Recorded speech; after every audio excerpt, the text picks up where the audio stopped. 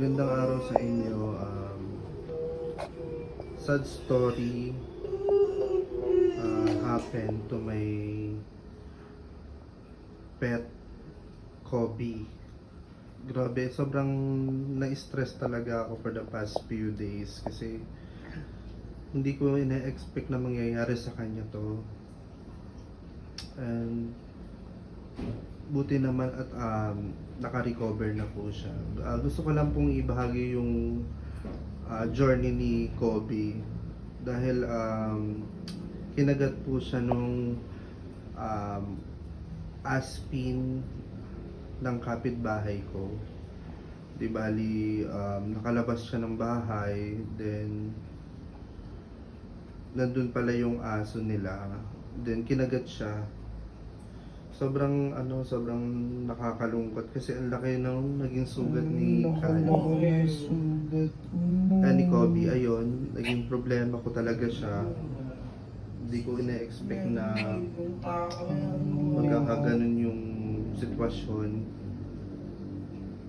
Guys, salamat sa concerned neighbor ko kasi binigyan niya ako ng gamot. Ayun yung nagpagaling sa kanya. Ayan, papakita ko sa inyo yung video na andyan yung kagat ni Kobe sa leeg. Nagkaroon siya ng malaking kagat dito, tapos may mga bukol dito kasi sobrang nilak nung aso yung ngipin niya dito, tapos ang tagal namin pinaghiwalay. Buti binuhusan ng partner ko ng tubig.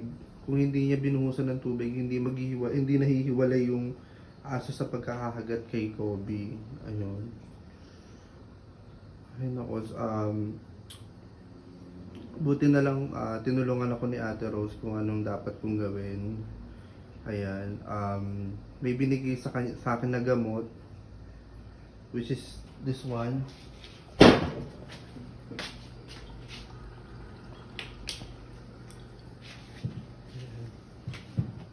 Itong gamot na to yung nagpagaling sa kanya. Guys, parang miracle kasi nung time na nakagat si Kobe, sobrang lalim ng sugat niya.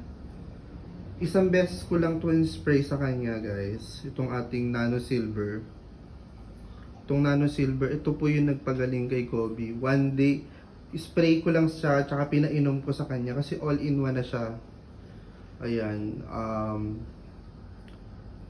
hindi ko in-expect na gagaling agad siya dito kasi binili ko pa siya ng mga gamot, binili ko siya ng mga antibiotics. Maraming salamat kay